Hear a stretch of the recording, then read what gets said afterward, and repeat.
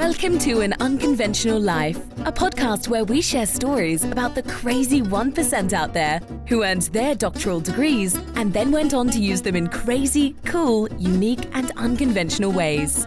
Here's your host, astrophysicist turned teacher, author, dissertation coach, and more, Dr. Russell Strickland.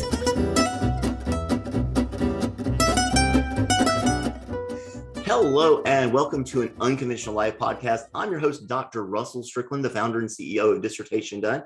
And I have with me today, Dr. Derichard McCoy.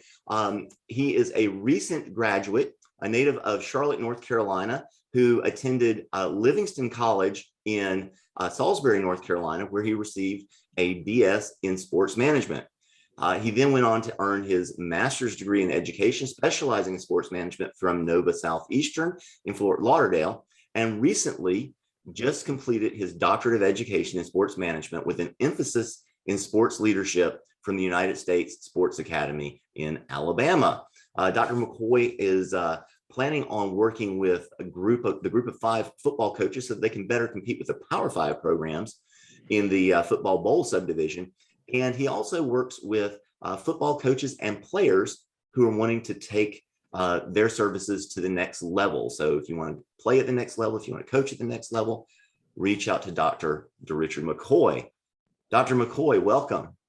Hey, how's it going, Dr. Strickland? It is awesome. I'm glad to have you here today. I'd like to tell people real quickly that today's episode is being brought to you by Dissertation Done. And here at Dissertation Done, we help adult doctoral students through the dissertation process. Derichard can tell you a little bit about that. And so if you're stuck, if you're stalled out, or you're just approaching the dissertation process and know that the quickest way to get help through something like this is to get a coach, then reach out to us at dissertationdone.com/done. And we'll have a conversation and see if that might be a good fit for us to work together. If you happen to be on the other side of graduation and you want to go out and coach or counsel or consult or do anything in that expert space, the best way to establish your expertise is not only to have the first name doctor, but to have literally written the book in your area. And we help people do that too. We get you from the blank page to being a published author in less time than you can imagine. If that's something you're interested in talking about, reach out to us at dissertationdone.com/book. So that's the commercial. Derichard, welcome once again, Dr. McCoy. I have to make sure I say that. All new doctors need to hear their name as Dr. whatever over and over again. So Dr. McCoy, welcome. And how are you doing today? I'm doing awesome. Still kind of in this surreal type of situation. It's just, man, it's it's just. And we talk about still, I mean, it's been not very long. I mean, you defended your dissertation like a month ago and just got everything done and published a couple of weeks ago. Is that right? That's correct. Right. Yes. So for those people who are out there stuck in dissertation land, imagine yourself 3 months ago, 6 months ago, what would you tell them about how this feels to finally be done? Well, it's a different feeling when you're used to working for so many years, trying to complete this task that you really feel like you may not ever finish. And then finish is like, oh my gosh, I really did it. And you know what I'm saying? And at the same time, you're like, okay, what's next? What do I do next?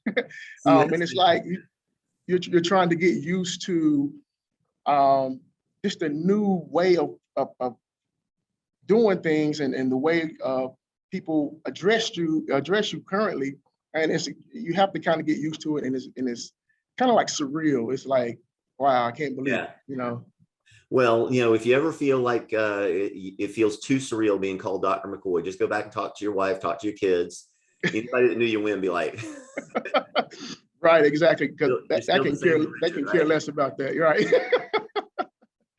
But I know we're still kind of what I hope is on the back end of this COVID thing right now as we're recording. And so this is probably not something that people are doing as much. But I know years ago, folks used to like to go out to the airport and have themselves paged overhead. So, you know, just go ask for Dr. McCoy and they'll tell everybody in the airport, paging Dr. McCoy. Oh, that's a good one. I guess it's also not as prevalent now that everybody has cell phones, but because you can just reach out that way, but they'll still do it if you go up there and ask them. So, oh wow, that's good to know. That's good. Nice to be able to hear that, right? Yeah. And then of course you gotta be sitting down somewhere and you gotta get up. Oh, that's me. Where's the white courtesy fund? Right. Exactly. Absolutely. All right. Let's go back to, when this all got started, and tell everybody what inspired you, prompted you, or caused you to decide to pursue a doctoral degree. Not a lot of people do it, and not a lot of people are successful at it. So why did you come to that decision? Well, growing up, it was kind of a unique situation where I was the first generation in my immediate family to graduate from all phases of higher education. Wow. So yes, and growing up, my parents, they graduated from high school. So I didn't have a really expectation after that point, so my mom and dad was basically like, you're going to graduate high school, and but it wasn't a pressure to perform at a higher level academically. Yeah. All they basically told me and ensured me and basically said it was, you need to do your very best, so whatever that looks like to them, but they were not, they didn't tolerate any Fs, any failures or anything, but because they knew I was, better than making the F. Yeah. So at that point, for my kids now, that level's set at a B, like, well, at a C. Mm-hmm. Like, you get an A, great. You get a B, fine. C's, right. You can do better than that. Exactly. Right. So it was kind of, the tone was kind of set, but they were, it was interpreted in the way that they understood it, because, they wasn't, they didn't have a higher education experience. Yeah. So, I was no disrespect at all, but this goes back to what we talk with our students about all the time. They didn't know. They didn't know what they were doing in terms of, right. What is it like to go to college? What's it like to get a master's degree, a doctoral degree? Some people might know about the bachelor's degree or the master's degree, but very, very few know about that doctoral degree. And a lot of our students, they have a spouse who wants to support them, but literally they don't know what they're talking about when it comes to a doctoral degree program. And that's no slight on anybody. It's just that only about a couple % of people go through this process, and then 1% of them are ultimately successful. So it's tough when you're kind of going it alone without any kind of role model, so to speak, in that specific regard. Not to say that your parents weren't role models, but in that specific regard. Exactly. I totally agree. And, I was always a sports kid, growing up, just like every other kid, you wanted to become a professional athlete or whatever sport that, that you wanted to, that you were participating in. And mine was football. Yeah. So, I grew up playing, youth football, and went up from there, and went to high school. And again, I knew that, I love playing football and I wanted to play at the collegiate level. But again, the guidance wasn't there for me to even know what it took for me to get to that next level. Yeah. But it's cool that you, like, in a sense, ended up not playing at the higher levels, but got a doctoral degree in football is what it amounts to, just about. Because I know we worked on your dissertation together, what you did, and it's not that misleading to say you got your doctoral degree in football, right? Absolutely. And I facetiously tell people, like, yeah, I made it to the NFL, in the academic aspect of it, But it's a big business. It's a lot. There's a lot going on there, and there's a lot to study, which you did. I'm not belittling what you did at all. It was a great study. But to tell somebody I wanted to grow up and be a football player when I was a kid, and so I ended up going and get my doctoral degree in football. Right. Absolutely. Unique story. Yeah, and that's one of the things that kind of fueled me throughout school. I stayed eligible just so I can play football, and like, again, I didn't know what it took for me to go to college and play. Yeah. So I was a CB student in high school. I mean, just an average kid, but of course now when I look on it, I could have done a whole lot better. I could have pushed myself, a lot harder. But with that being said, I graduated from high school with a 1.4 GPA. All right. Yes. And due to that was the first year when we started to graduate in December. So I was like, okay, football season's over. Okay, I'm done. So I stopped kind of going to class. I had no idea. But at the same time, I knew that I wanted to play college football, but didn't know what that looked like. Yeah. So, when it was time for graduation, of course, I graduated, of course. But at the same time, when I was looking to go to the next level to participate at the college level, I couldn't get anywhere because of my GPA. So I had to go the long route. The only school that accepted me was Livingstone College, and then at that time it was like a 1 semester provisional type situation. Yes, so I had 1 semester to prove that I belonged there. And that's got to be tough, man, because I know I was a good student in high school, and I went to State University. I got a good scholarship there and everything. And I tell you, I had a crisis of conscience in that first semester. Ultimately, I figured it out, but there was some time I was thinking, do I belong here, man? Is this real? Because you go from the small pond to the big pond. Yes. And it's a whole different story. So that's got to be tough to be able to have that level of pressure and pull through. Yes, it was. It was very, very, very difficult. But I had that initial drive, that my parents instilled in me, that I could do anything that I put my mind to. I just had to have some want to about myself in order to get it done. So in addition to the persistence and the drive, what else would you say was the number one thing that helped you through that first semester? What was it that got you through beyond wanting to get through? Well, it was more or less of me wanting to be a better person. Mm-hmm. I kind of looked at where I've kind of just gotten by, just because I knew I could, Yeah. So I said I need to start doing something to prove to myself that I'm better than what I've been doing, So with that being said, I had to, take the long route. Basically, I had to start over and earn a scholarship for football. The next year, earned a scholarship when we began to play on the team, and the rest was kind of history. That's amazing. Did you walk on that first year or do anything like that? Yeah, yes, because my grades were so terrible. I had to basically start over.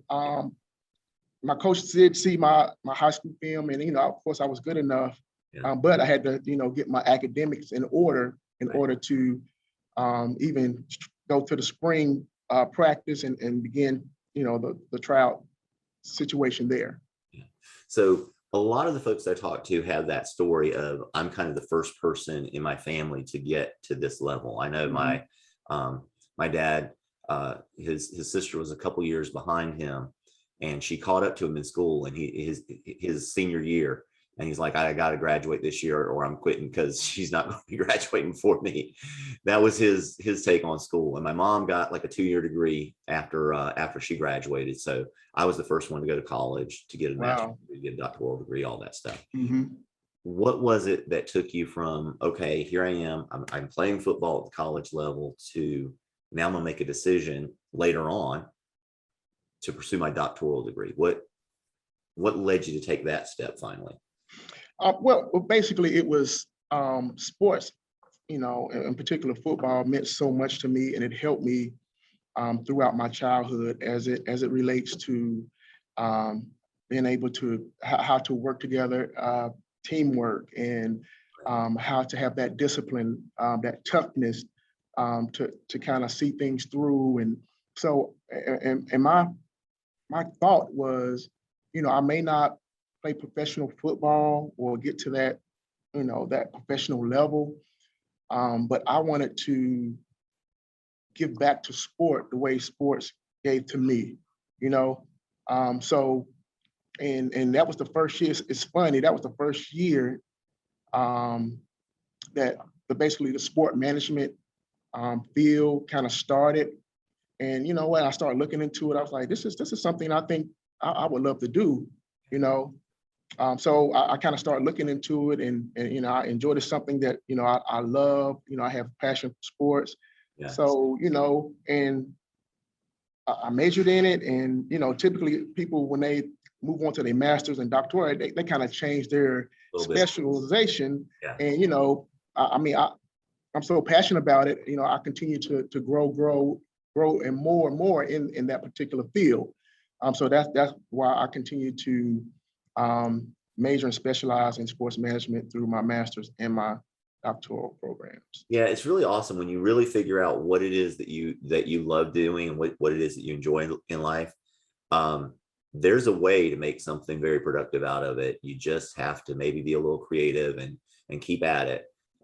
So if playing in the NFL wasn't, ultimately going to be your route, you picked another one, you found another one, you created another one in a sense. And I think that's really awesome.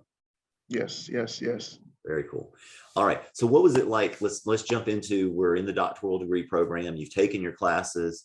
Did you find the doctoral degree classes were a whole lot different or more difficult than what you've done before? Or did it seem like it was more the same from college and master's degree and that sort of thing?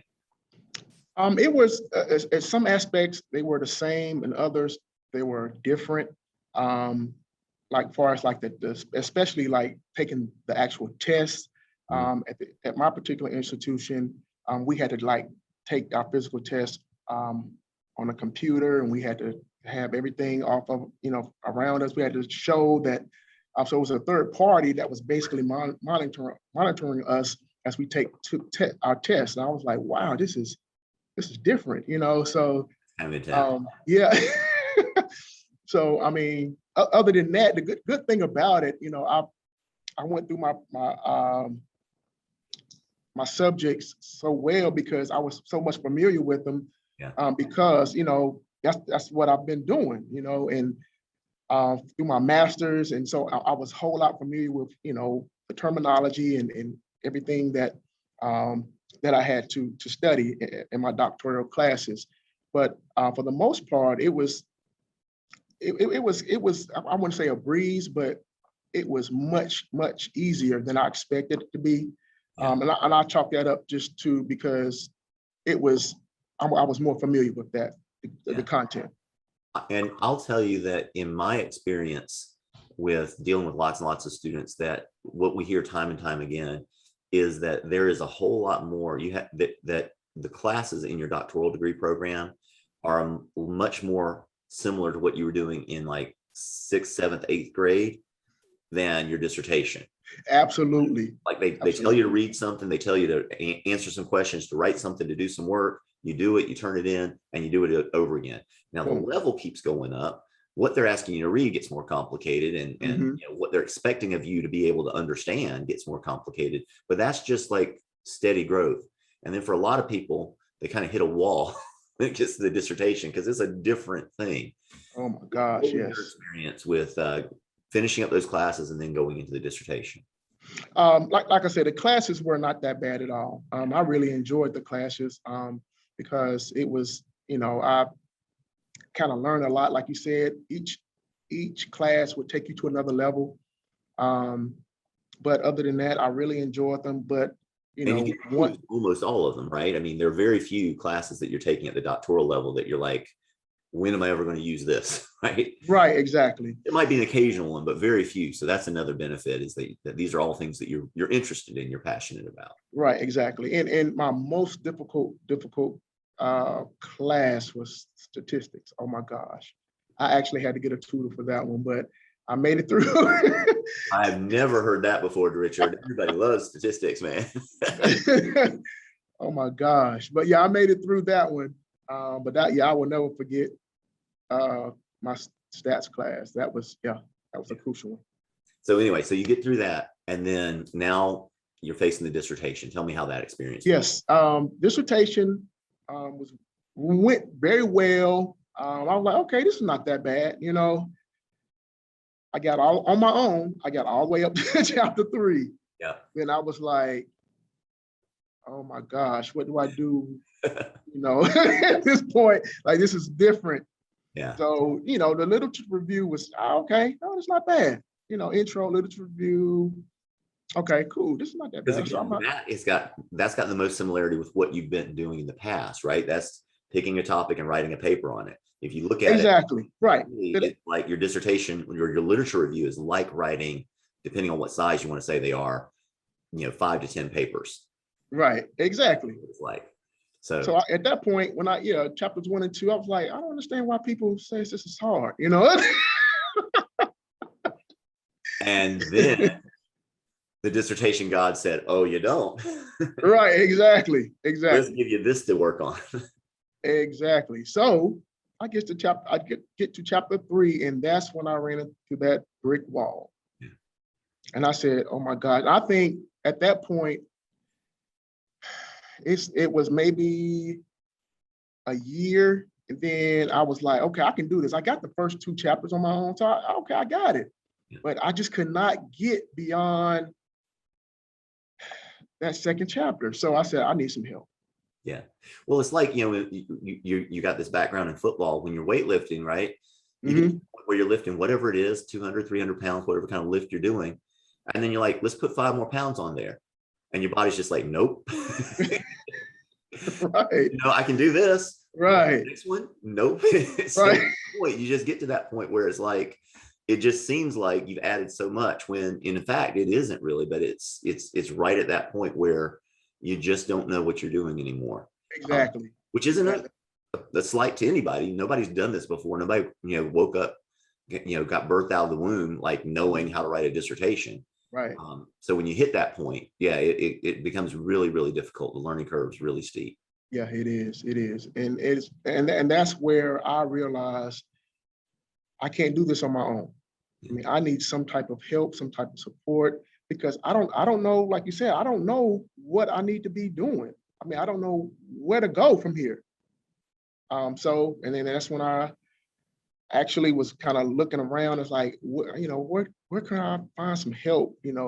Just kind of doing Google searches and trying to figure out, who can help, who can't. Yeah. And that's when I ran across Dissertation Done, and I gave you a call, and we set up a meeting, and everything worked out from there. And by everything works out, again, Dr. McCoy, right? Yes, it did. It did. So, and so one of the first things we did is actually with most of our students is we set up what I call the instant roadmap for your dissertation. It's all about chapter 3, because as I've worked with students over and over again, what I found is that if when the school finally tells you, okay, Derichard, go out and get your data and make some sense of it, tell us something about it. When they give you permission to do that, if you know what you're doing with that, then you can get there. And so I like students to be able to have, to be able to write down step by step, here's how I'm going to get my data and here's what I'm going to do with it. And if you can write that down step by step, give it to somebody else so that they could do it for you. They won't, that's not ethical. But if you can write it down like that, then you know what you're doing well enough to take you right on through the whole process. And that's a huge, huge jump to take, like you said, right there at chapter 3. So it's not necessarily about writing chapter 3, but just knowing what's going to go into it is so important. Absolutely. I totally agree. So, okay. So we got the plan down, and you actually had a very interesting time of collecting data. You happen to have access to a lot of these folks. So that's the reason why we said to go ahead with this. But most people, I don't advise them to have this much fun on their dissertation. Right, exactly. Tell folks what you did to collect your data, because it was really cool. Yes. What I did, my study was basically on college football, between the 2 divisions, the highest level, which is the FBS, which is the Football Bowl Subdivision. For the guys and gals who don't know that the 2 divisions in FBS are the Power 5 and the Group of 5. I focused on the Group of 5 programs and conferences. So what I did, my subjects came from all of the conferences in the Group of 5, which consisted of former players, current and former coaches, and current athletic directors. So yes, so I made some major relationships with the ADs that agreed to participate in my study. And that was really cool. That was really cool. In there and getting all those relationships and contacts with all these people that you want to work with. Exactly.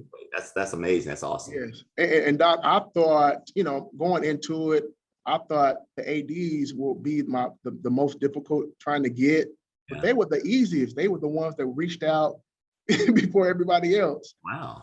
Yes. So I was like, wow, that's phenomenal, but the coaches end up being the hardest because it was around spring football time. So I had to kind of wait to after that was done for them to you're free up some time. Right in the middle of this whole COVID pandemic too. Yes, absolutely. That obviously made things much easier. Yes, absolutely. All right. So you had this amazing study that you're able to do. You're able to meet all these people, develop all these connections, which is going to be so valuable for you going forward. Again, I usually advise people to not to try to do multiple things with their dissertation, just get it done and graduate. But you were, since you had some of those connections, you were really able to leverage that. And I thought that was really amazing. Yes. So then once you collected the data and everything, tell us what it was like. Now we're looking at recent history to actually get this thing pulled together and defended and published. Okay. So basically once I got all the data that I needed to get, I started my coding process of breaking down the various information that we did, because all of my interviews were conducted on Zoom interviews. So I coded all my information through a program called Tagulette, which is awesome. I've never heard of that one, and also it's free. So that kind of put out everything in perspective for me. So I was able to put together everything that I needed as far as the coding aspect of it. And then everything kind of just flew after that point. After I got my data and decoded everything correctly, I mean, everything was just kind of came together like a magnet, I think you had a particularly good experience in that part, in that phase of the study.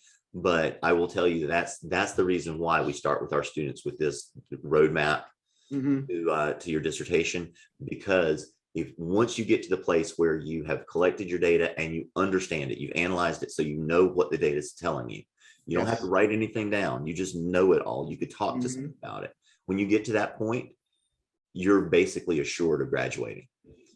Absolutely. Until you get to that point, like all of you guys that are listening know, it's like a 50-50 shot. And some programs, it's much worse than that as to whether you're going to graduate or not. But that's the point when you reach that, where it's flipped the other way and you're going to graduate. And that's what you experienced. It's like, okay, now there's nothing standing in my way. I can just get work done. And then my committee is going to approve it, which they did very quickly. Not everybody has quite that same experience, but it's always better at the dissertation approval stage than at the proposal approval stage. Everybody has that. Yes. So the fact that you're saying that it just all sort of clicked together is really, really cool, but also fairly common for folks to know, if you're in that proposal stage right now, you're trying to collect your data or something, just know that once you've analyzed it, you are now over the top of the hill and it starts to roll downhill from there. Yes, absolutely. There might still be some work, but yes, the right side of things at that point. Yes. Yeah, I didn't realize how fast everything would come together after that point. Yeah. It really came together fast, and I was, like you said, I was able to understand more because, like you said, the data was more clear, and I could just easily put it together.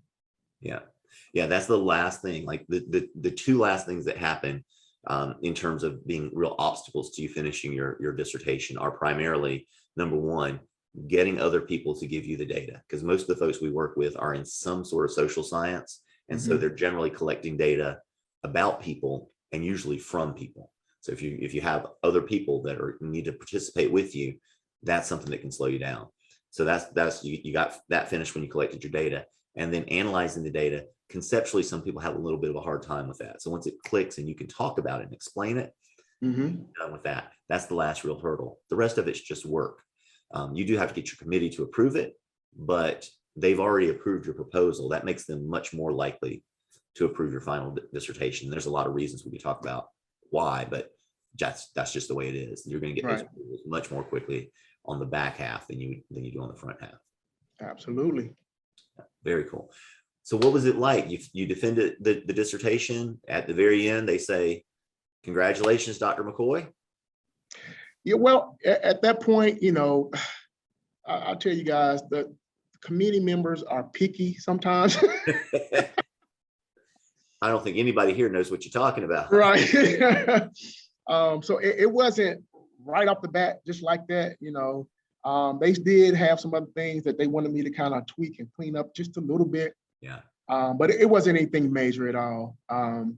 So it was just kind of, change this or, we'll do this, so it was kind of just a little tweaking here and there, and everybody, I had 3 committee members, well, 1 chair and two members.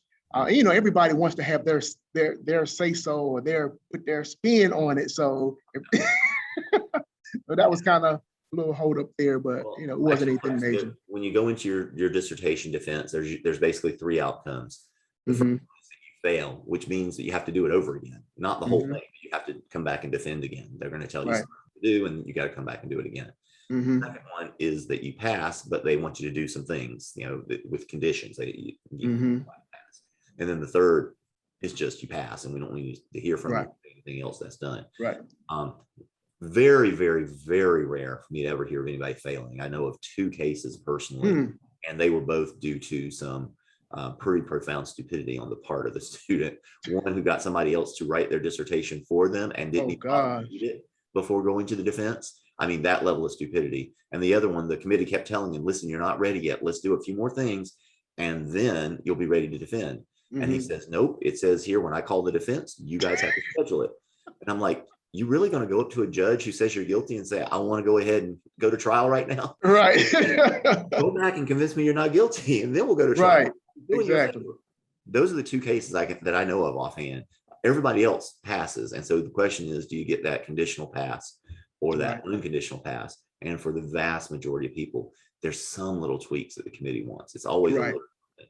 The good news is you don't have to reschedule with him. You don't have to see him again. You just have to do those few little things. Usually you can get it done in an evening, and then you're done after that. Right. Absolutely. Absolutely. So when did it hit you that you were done? Was there a moment when you realized, I'm actually finished now? I am Dr. McCoy now? Was there like a epiphany that hit you, something like that? You know what, Doc? I'm still looking for it, Not there yet? Well, maybe when you see this thing online. Yeah, and you know what? That may Dr. McCoy up there and everything, maybe that'll do it. We'll see. Yeah, I mean, because now, I get a lot of people, referring me to doctor, but I'm still like,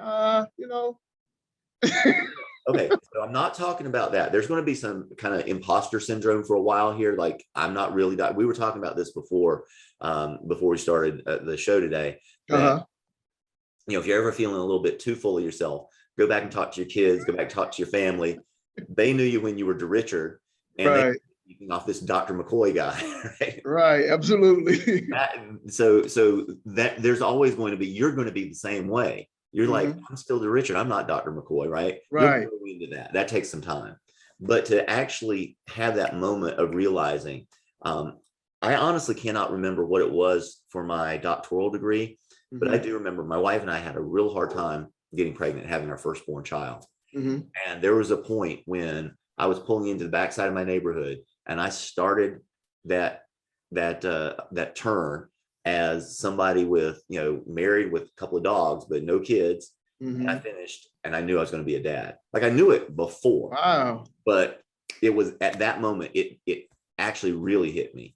And I'm trying to remember what that moment was when I got my doctoral degree, because the 2 weren't that far separated. I actually defended a couple of months after my son was born, because I figured I better get it done or else. Wow. You're right. Exactly. So, but did you have anything like that where it just hit you, like either at the end of the defense or when you published the dissertation, or at some point somebody referred to you as Dr. McCoy? Was there any moment like that where it just hit you that, hey, that's who I am?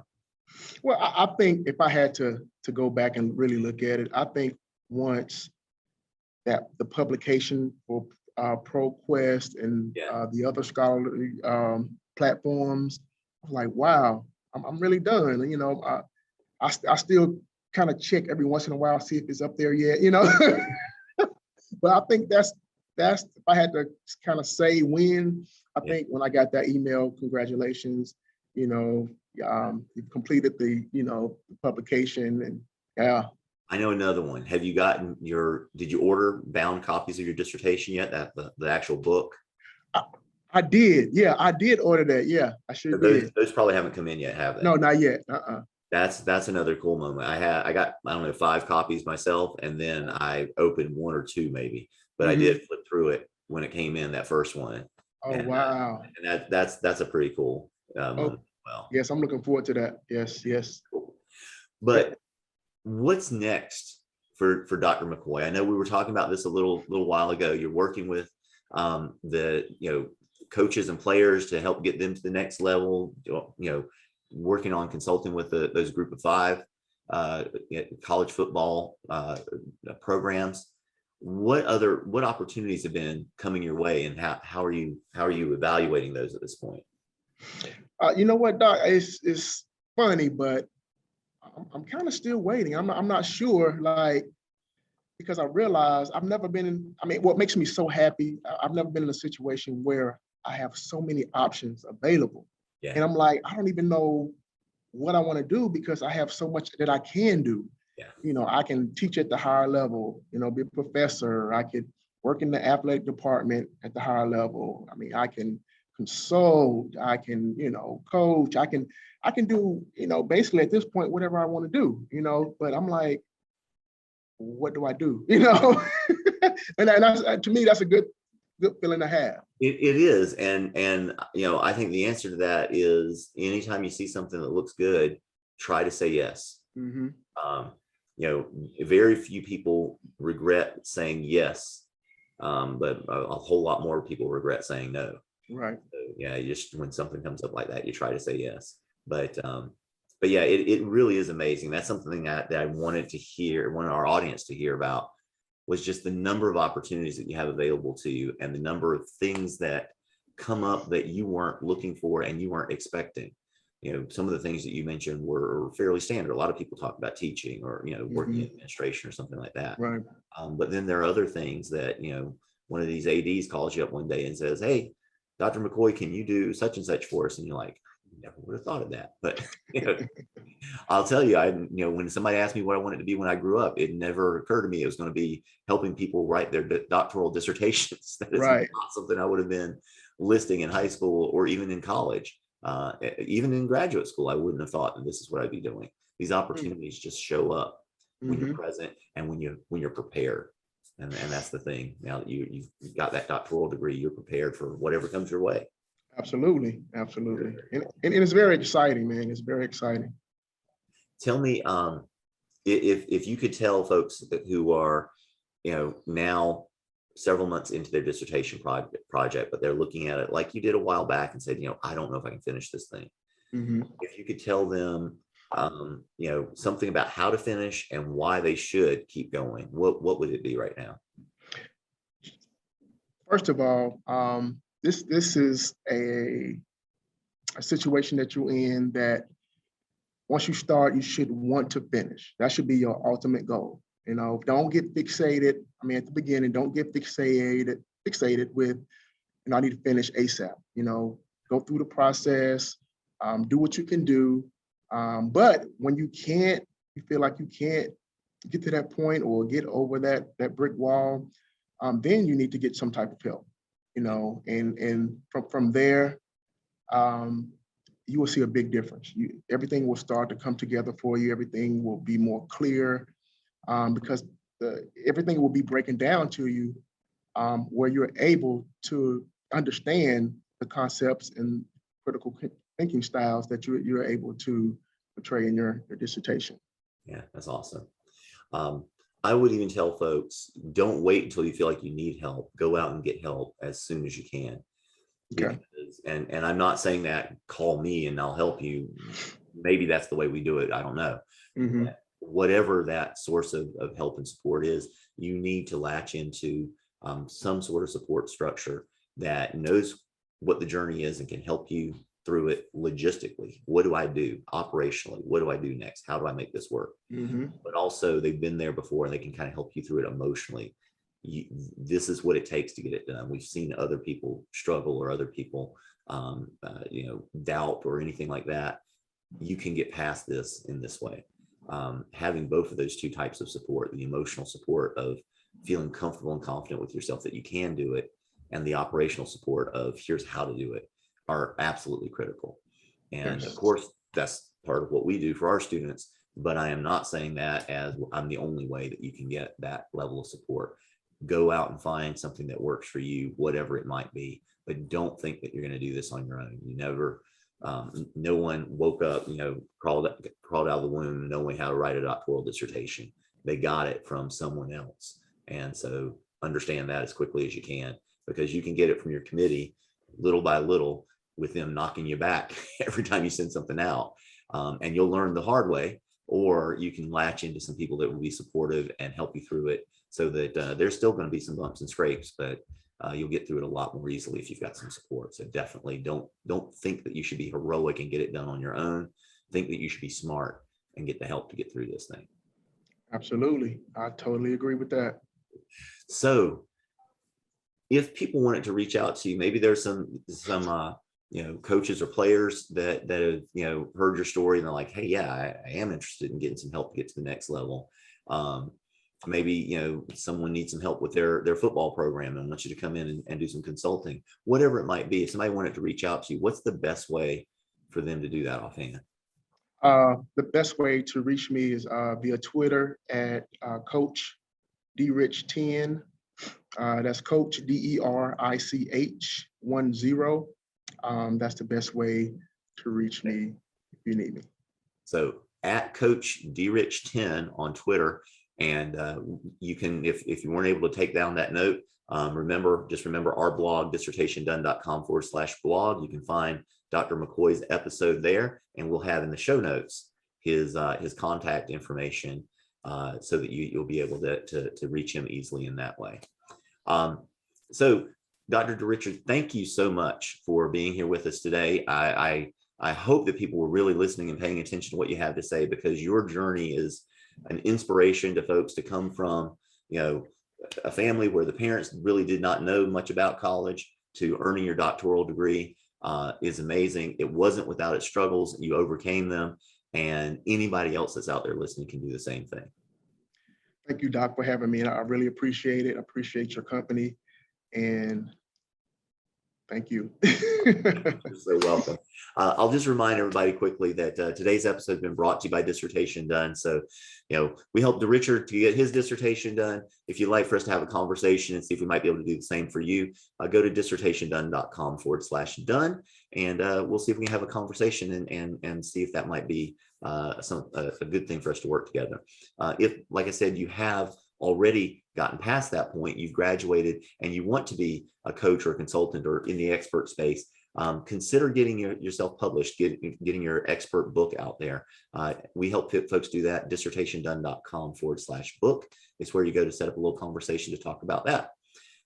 Otherwise, Derichard, I do want to thank you once again, Dr. McCoy. I want to thank you once again for being here with us today and for sharing your journey. It was really, really amazing, and I really appreciate you sharing it with us. All right, thank you for having me, Doc. And to everyone else, have a wonderful day and go out and live your unconventional life.